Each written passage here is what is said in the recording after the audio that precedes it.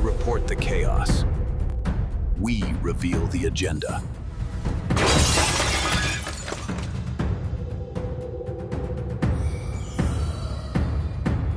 Good evening and welcome to ATM. Look at this city. Gleaming orderly, a paradise of modern capitalism. This is Singapore today, a vibrant global hub. Now, contrast that with its past. This transformation is truly remarkable, showcasing an incredible journey from humble beginnings to a leading economic power. The city's skyline, a testament to its ambition and success, stands tall against the backdrop of its rich history. Now, look at this. A swampy, impoverished island with no natural resources, torn apart by racial riots, cast out by its neighbors. This was Singapore in 1965, a nation facing an uncertain future, grappling with internal strife and external pressures. The challenges were immense, with a population struggling amidst poverty and social unrest, making its very existence precarious. The story of Singapore is not merely a story of success, it is fundamentally a story of survival against what seemed like impossible odds.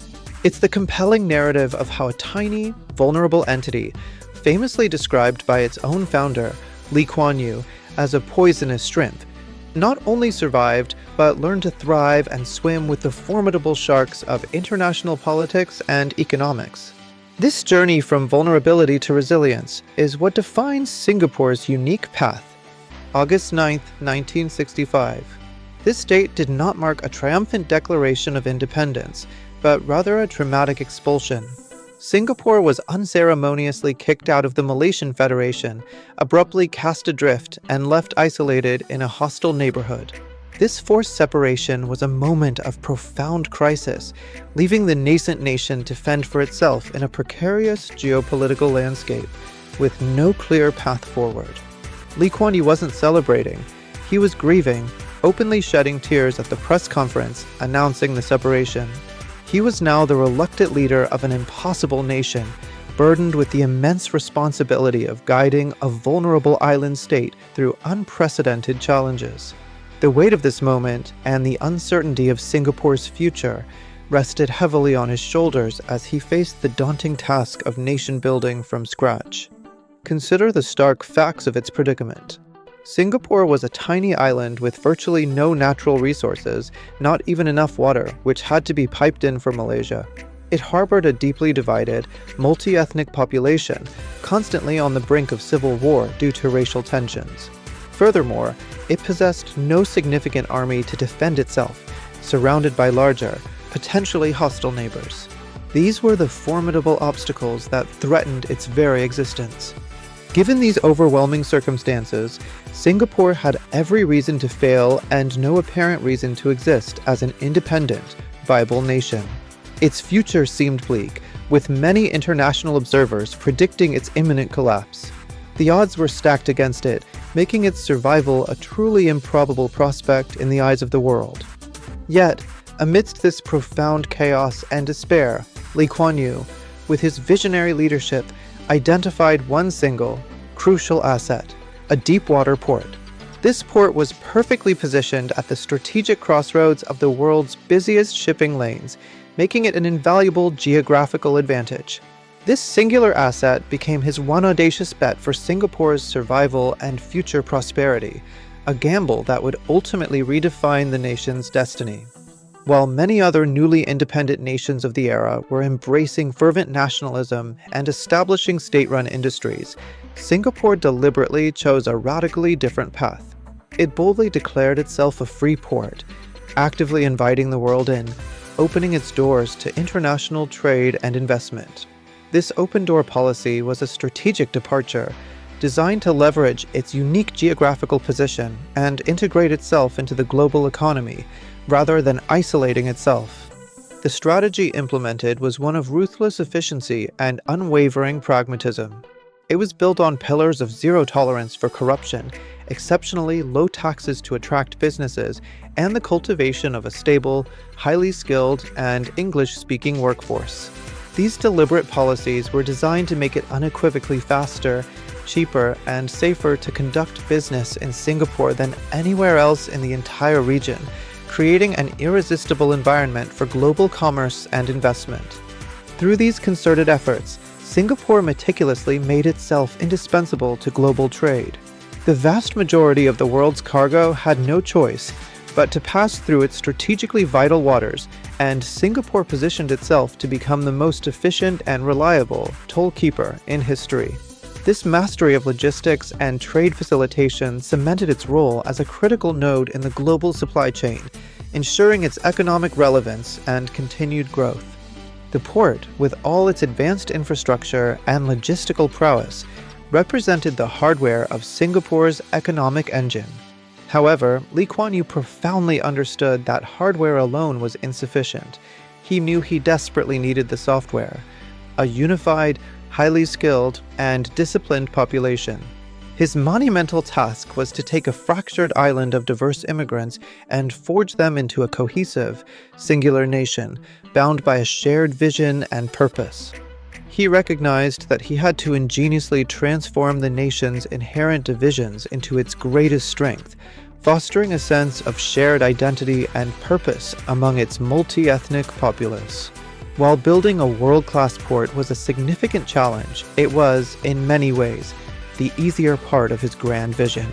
The truly impossible task, the one that demanded unprecedented social engineering, was building a world-class people capable of running and sustaining such an ambitious enterprise and indeed a nation.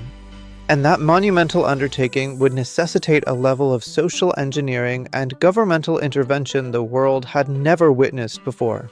It was, in essence, a pragmatic deal with the devil, a series of tough, often controversial decisions that would undeniably bring them unparalleled prosperity and stability, but always at a significant, carefully calculated cost to individual liberties and traditional societal norms.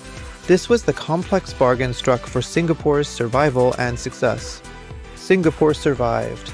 But to prosper, Lee Kuan Yew offered his people a deal, the most ambitious and controversial social contract in modern history. Surrender a measure of your personal freedom, your cultural identity, and your political voice.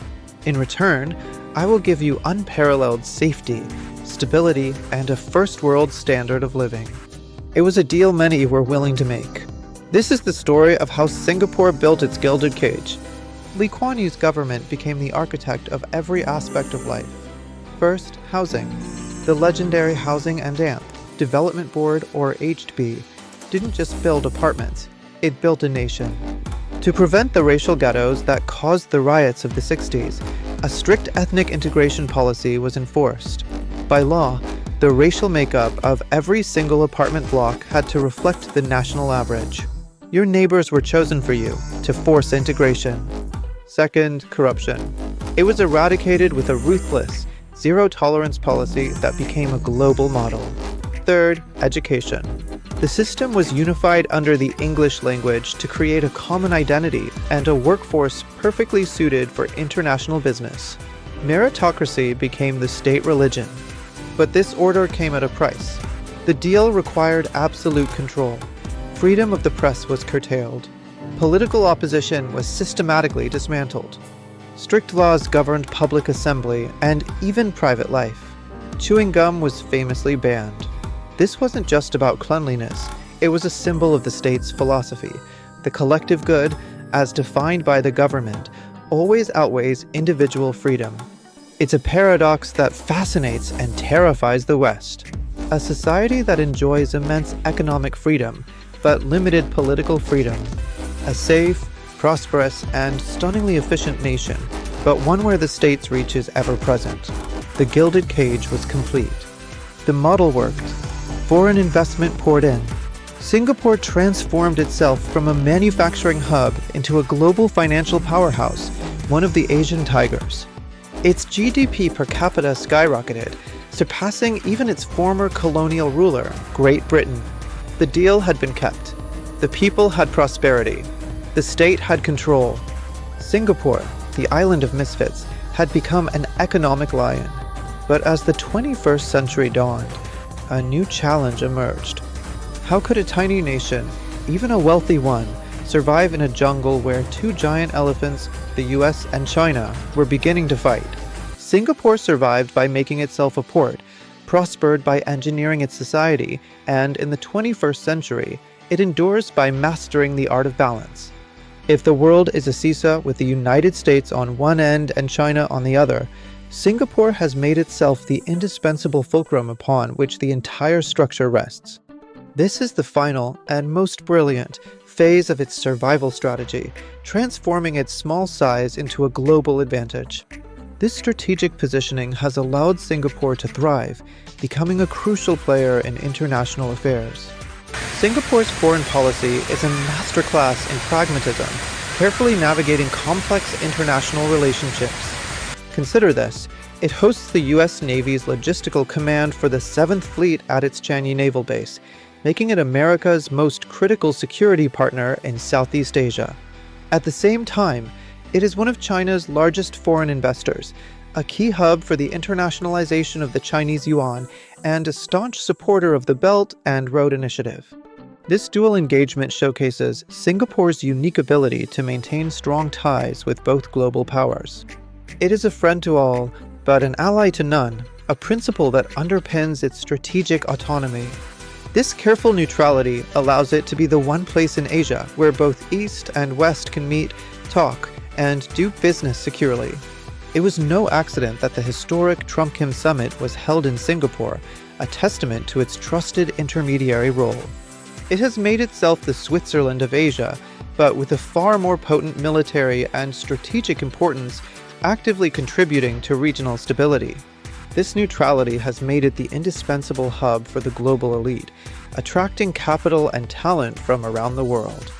When international companies have a dispute, they come to Singapore for legal arbitration, trusting its robust legal framework. When the ultra-wealthy need a safe place for their money, they come to Singapore's private banks, renowned for their stability and discretion. When tech giants need to store the data of 1 billion people, they build massive data centers in Singapore, trusting its stability and rule of law. Singapore has become so deeply embedded in the legal, financial, and digital plumbing of the world that its failure would cause a catastrophic global meltdown. Its survival is now in everyone's best interest, making it a critical node in the global infrastructure. But how long can this balancing act last? As the US-China rivalry escalates into a full-blown tech and financial war, the pressure to choose a side is becoming immense. The technological quarantine of China announced by the US puts Singapore in an impossible position, caught between its top security partner and a vital economic partner. In a recent speech, Singapore's Prime Minister warned the world is fracturing, and for a small country like ours, being caught in the middle is a grave danger. Singapore's story is a masterclass in turning weakness into strength, a testament to its adaptability and foresight. It survived by making itself a port, prospered by engineering its society, and it endures by making itself indispensable. But in a world that is demanding you pick a side, can the fulcrum hold? Or will the seesaw of great power competition finally break it? The poisonous shrimp learned to swim with sharks. Now it must survive the battle of two whales. Thank you for joining me on ATM.